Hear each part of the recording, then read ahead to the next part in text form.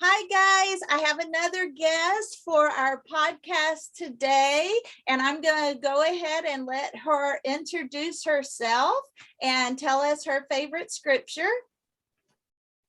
Hi, good afternoon, everyone. I'm Cindy Sadler, and my favorite scripture is John 15:15, and it's because it talks about Jesus calling us his friends, and everything that the Father has revealed to him, he reveals to us. And so that just encourages me that I always have a friend, and I can always read the Bible to see what God is unveiling to us through the mysteries of his word.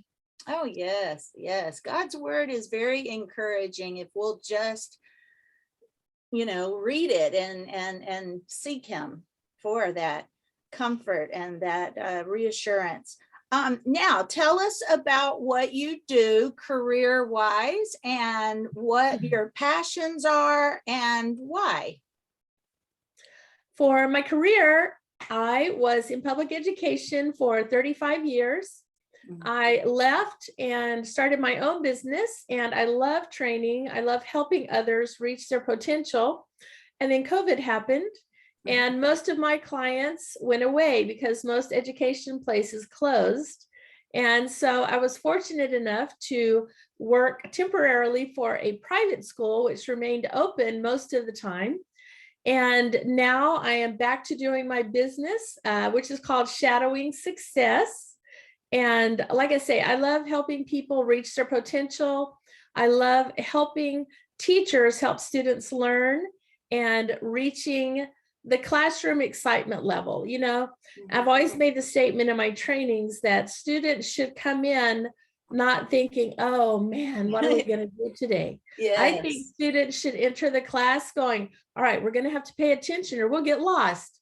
I want the lessons to be that exciting and that engaging.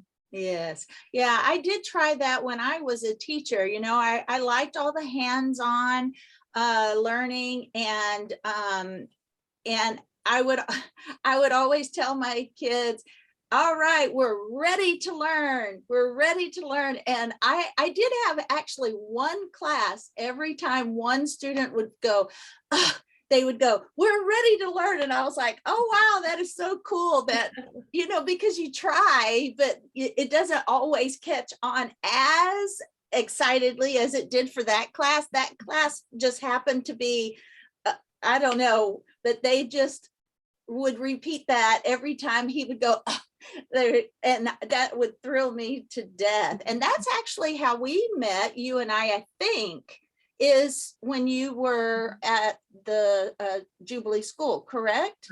Yes. Yes, yes. Awesome. Okay. All right. And how long had you been at the school? Because I know, and how long have you been in this new career that you've started? When I worked for Harlingen CISD, I did a little bit of technology training on the side, and I never charged for that because I always felt like it would be some sort of conflict of interest because I worked in the technology department. I was a technology trainer, but I always felt like that someday I will take this out on my own. And so then when I left Harlingen and went to work for Jubilee Harlingen, of course, I was the campus admin, so there was really not a lot of technology training.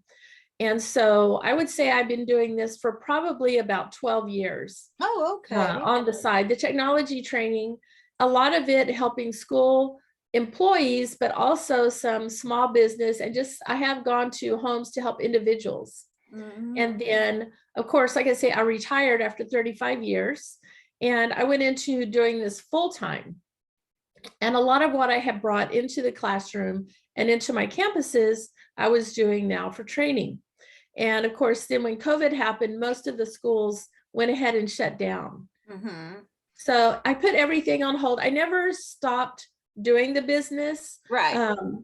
I always continue to do a little bit here and there. I transferred quite a bit online, so there are some online classes now. Yes, yes. I did a lot of Zoom lessons where campus administrators would want their employees to continue to learn and grow. And so through the use of Zoom, I would conduct training through Zoom, and that's a whole nother level of excitement.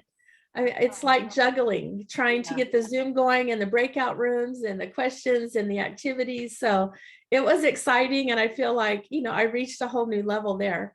But then over time, now schools are back in session. They're ready to go back to training. And so I feel like I have now 3 options. Instead of just the face-to-face, we can do the online Zooming, or we can do the on-demand, where if, let's say, you need hours, you can just go to the website and get some online hours. Awesome. Well, out of all the trainings that you do for teachers, which one do you, I know you enjoy it all because that is the reason that you have a passion, but is there one part of the training that's more fun than the other for you to teach?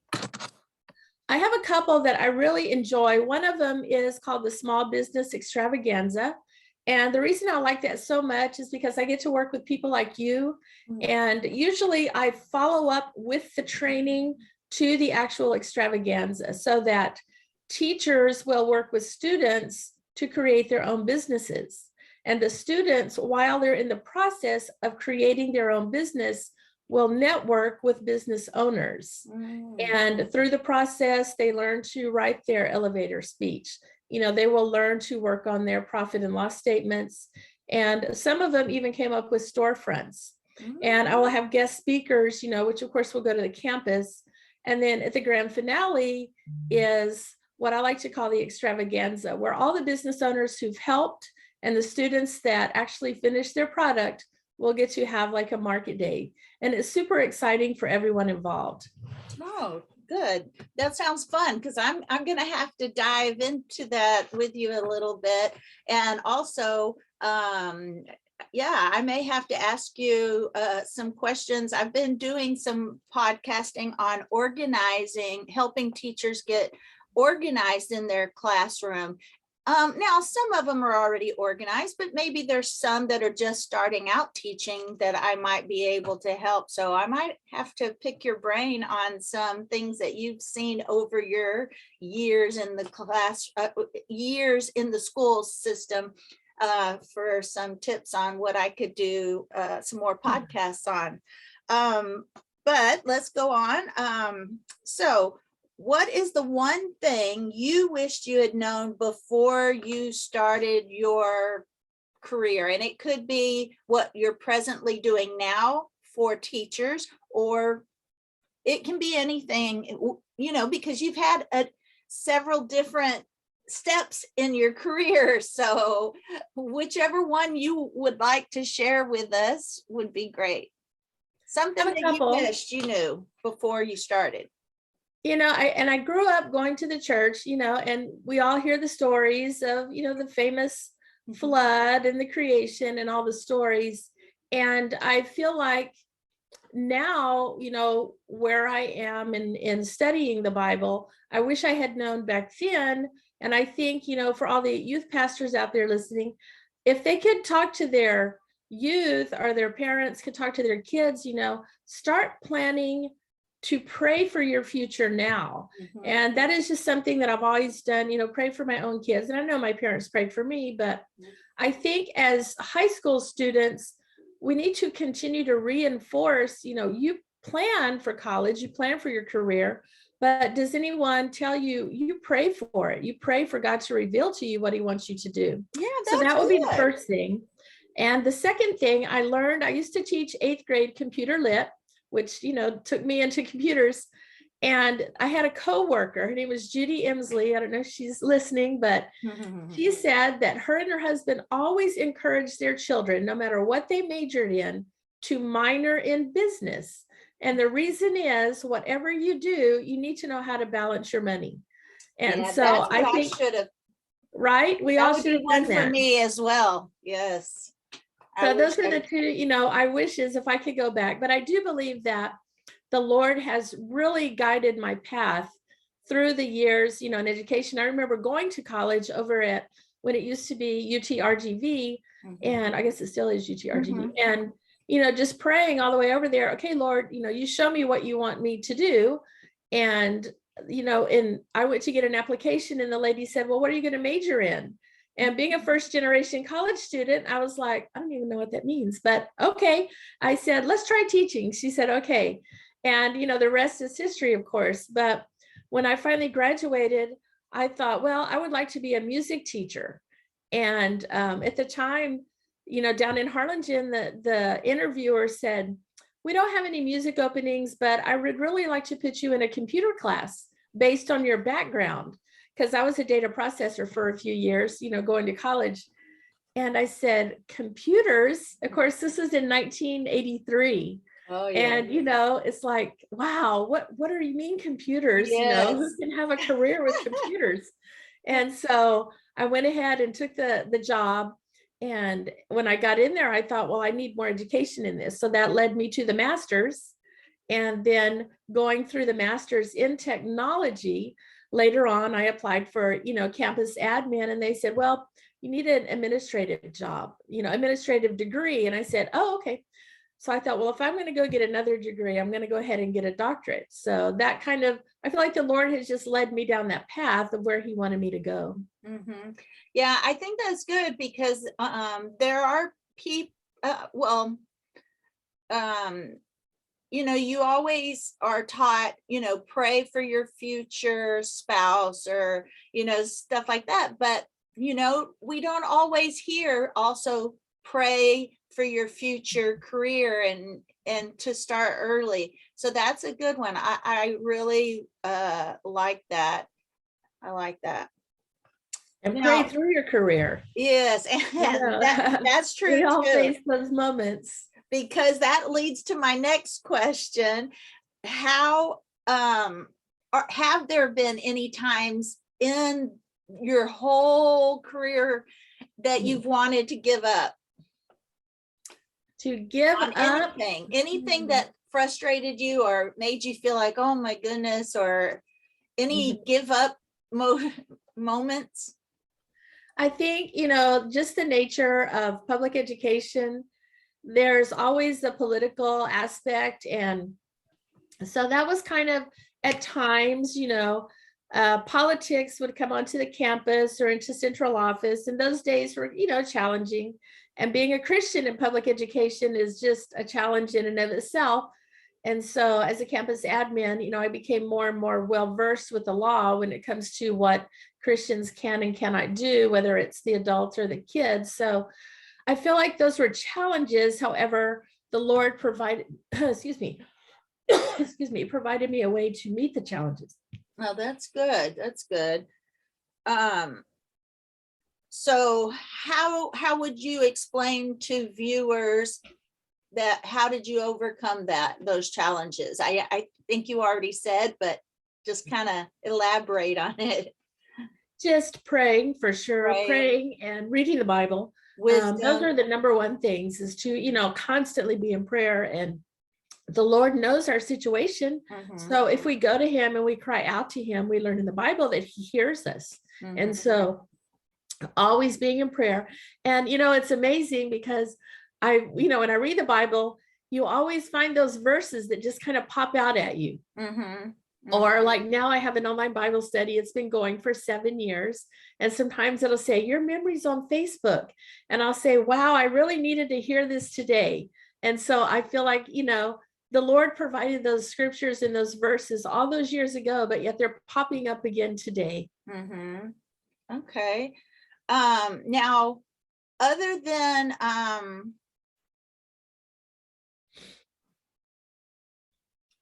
the things that we've already talked about, what advice would you give someone wanting to do what you're doing right now? I would say networking, for sure. I network quite a bit with Wyco Tax down in Brownsville, and of course, Linda over at ERI. And I want to pinpoint those two because my favorite thing about working with Christopher and Linda is that while their business is growing, they're bringing up everyone else with them. And they're so good about collaborating and sharing. And, it's not all just about them. It's about how can we work together to help everyone grow. Yes. So I would say networking is, totally important. And I've been a member of Toastmasters. I did join Film City, with Diva for Design. And I think we were in that together. But then right now I'm in the Highland Lakes Breakfast Club. So any networking opportunity, even the Harlingen breakfast from the chamber, I would go to those. So it's important to network with other businesses. Yeah, working for Linda at ERI, I've been learning a lot of new skills. Now, I'm not going to say my head hasn't wanted to explode because sometimes my brain feels like it can't hold any of that information, but it has really been a blessing, and I've learned a lot over there in her office. Now, what have you listened to or read that has inspired you? Well, of course, I have to go back to the Bible. You know, everything in there is just so relevant. And the Holy Spirit, I believe, brings scriptures to mind that helps us through whatever situation we're in. So that's my first go-to. The second one that I've read, and I'll probably read again, and I reference it quite often, is from Steve Samples, president of USC at the time. And he wrote a book called The Contrarian's Guide to Leadership. And it talks about, you know, as a leader, like a campus leader, you have to make a decision. What are you going to do? What will you stand for? What hill are you going to die for? You know, are you going to leave this campus, or do you just want the title? So I really enjoyed that book and all the lessons that I learned from there. Oh, good, good. That's something for us to put on our wish list to read.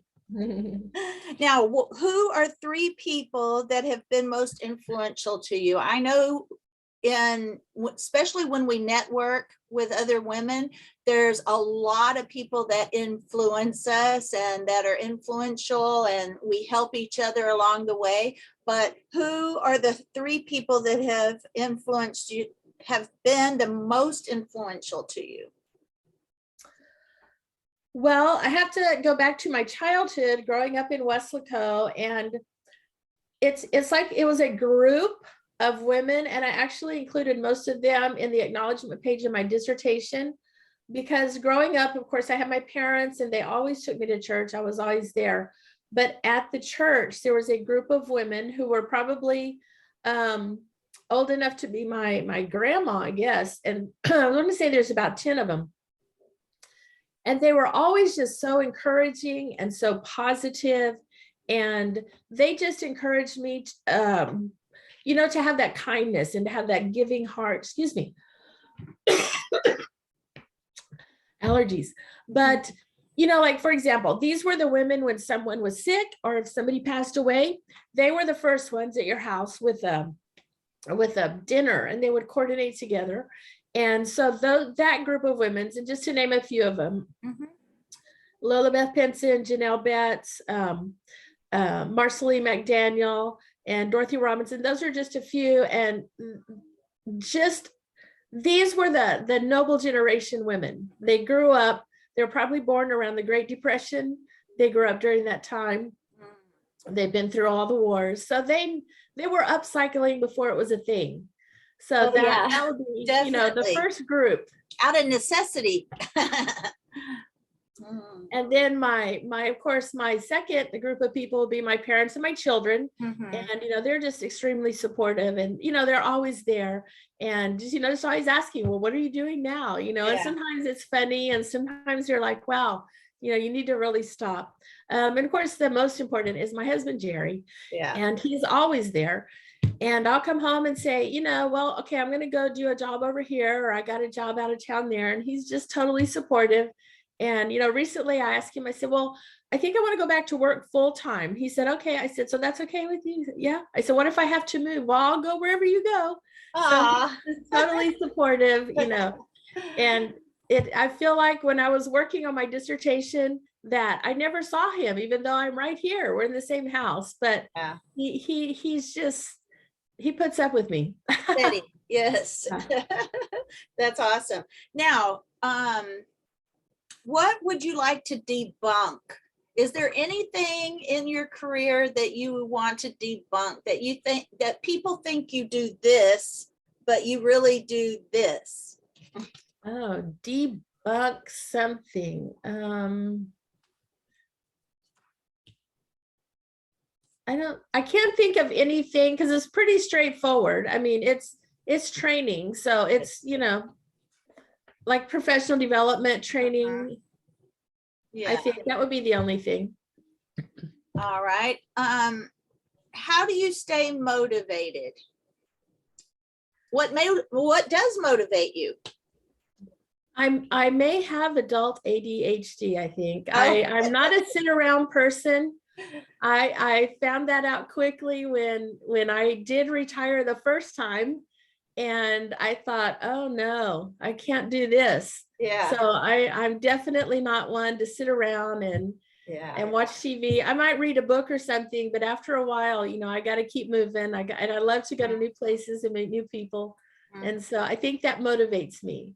Yeah. ADHD there are parts of it that can be a little tough, but on the most part, if you harness what it brings, you can get a lot accomplished and a lot done.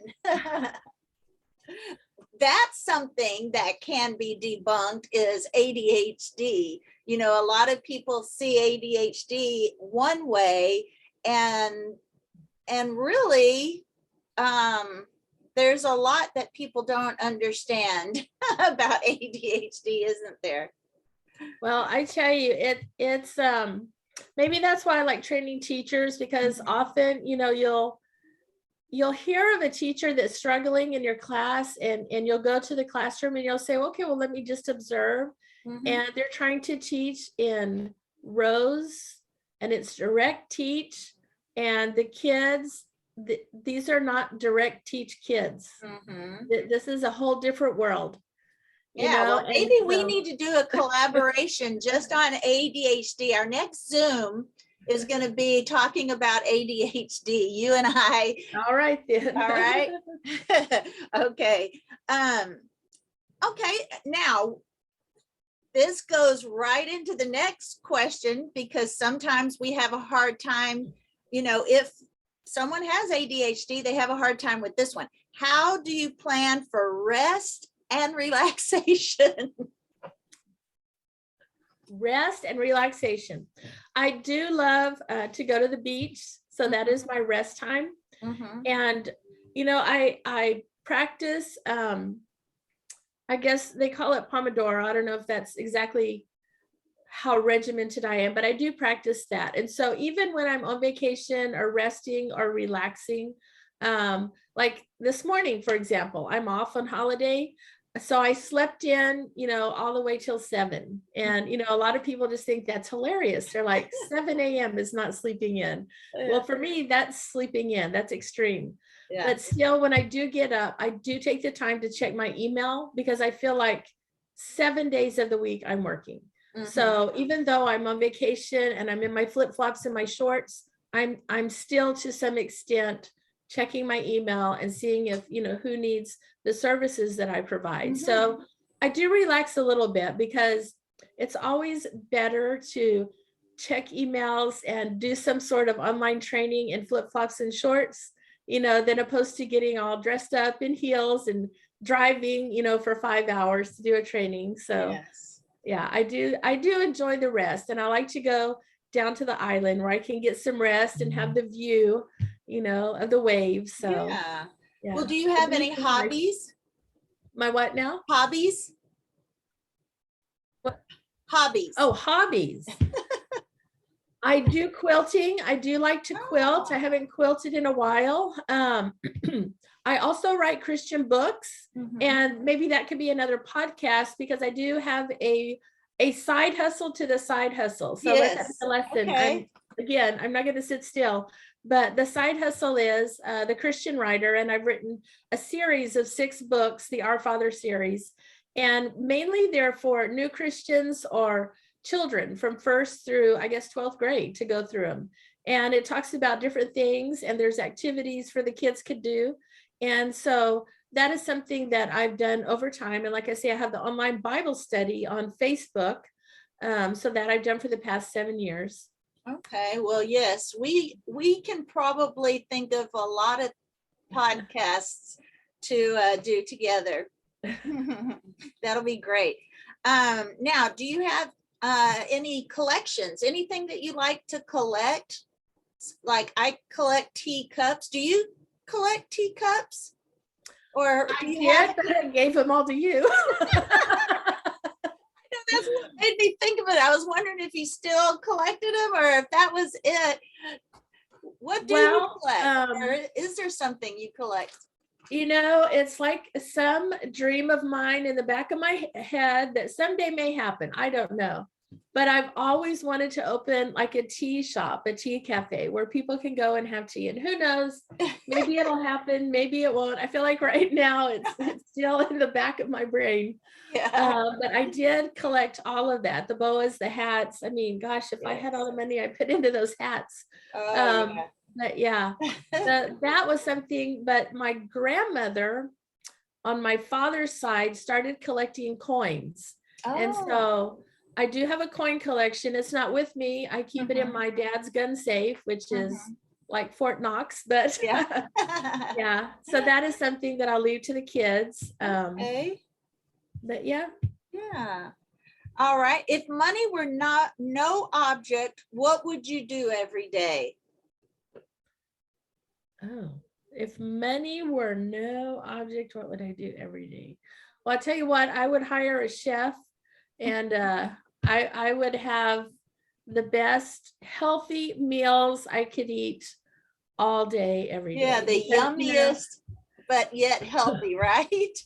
I tell you, you know, as an educator, you work for years with maybe a lunch. If you get a lunch, it might be 20 or 30 minutes. And so, you know, we used to always make the comment, you know, you're scarfing down a Big Mac, running down the hall, trying to do something. So educators in general, I believe, don't eat too healthy because it's just time consuming. And then, you know, working on my own, a lot of times, you know, I am living out of a suitcase. In fact, just yesterday, I was walking through Walmart trying to figure out what town I was in because I travel so much. I'm like, wait a minute.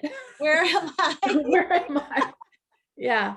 So it's, you know, it's a different world. And a lot of times when we're that busy, we just don't eat properly. So if I could, you know, have a chef to take with me or, you know, keep on hand, maybe I should work with that husband of mine. Get into chef school. Yeah, that's one thing I think my husband and I, we try to eat a little bit healthier, but we do like food. Well, you know, and the thing with most staff developments, and it's been ongoing for so long because it's quick and easy and cheap, is I don't care if I eat an apple for breakfast, wherever I end up, invariably they've got donuts and sweetbread and, you know, all the bad stuff. Yeah. So I have zero willpower. I know, that's why it's hard. Yeah. Okay, now, what have I not asked you that you want listeners to know? Something that you want to add before we go to our last two questions? Well, basically, you'll go to my website and you'll see the services that I offer, and it's very broad and very vague. So if there's something that you need, be sure to reach out and fill out the online form to request a quote, because nothing ever is too out there. You know, it's like they say, there's no such thing as a stupid question. And, you know, what started off as something small has just grown into, yes, we can do that. And so always be sure to ask if there's something that you need and you don't see. Okay. That's good for listeners to know. All right. Now, do you consider yourself organized? And I said two questions, but I might throw a few in here. Yes, I do. I had an aunt, my Aunt Alma, may she rest in peace. She called me misorganized. Oh, there you go. So you are organized. And to a certain extent, when we have a business, we have to be organized, right? I mean, there are going to be personal areas that we might fudge on, but business-wise. Now, so then this question, if you're pretty organized, this question probably won't mean anything. Are you a piler or a filer? Well, oh, I'm a filer. Filer, yes. All right. Sure. Online, my little my documents and in my online drives. And then I actually have a file cabinet, one of the metal ones. Yeah. Oh, So okay. everything is backed up electronically and on hard copy.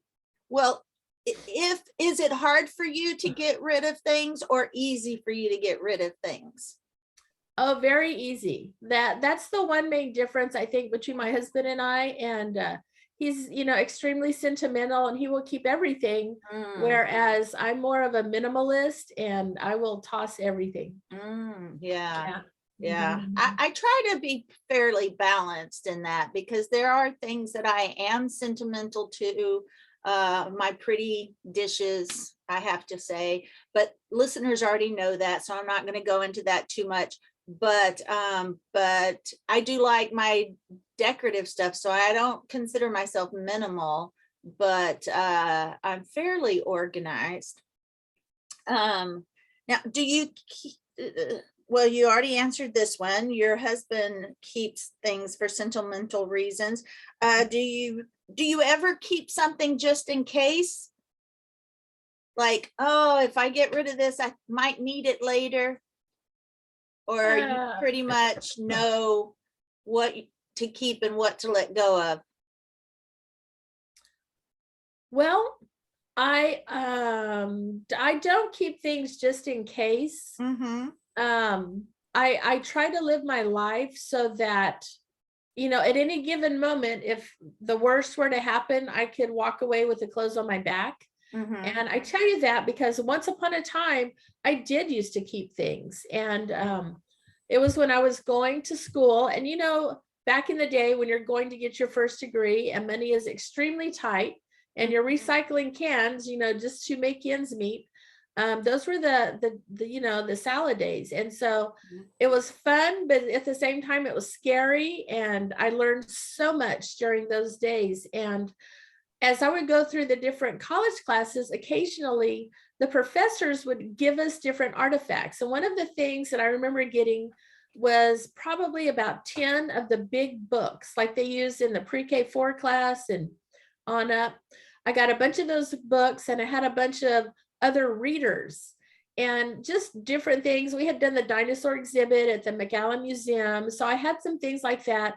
And as I'm going through this in my mind, I thought, well, I'll use this when I become a classroom teacher, thinking at the time I was going to teach elementary school or probably music, right?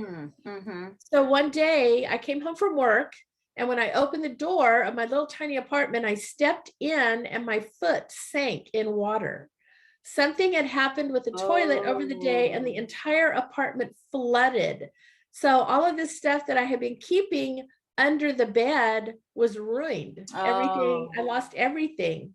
And that was very crushing to me. And I thought, oh my goodness, all this stuff I've been saving all these years. And a lot of the furniture, of course, on the bottom, it was ruined and everything. But you know what? I have never needed that ever.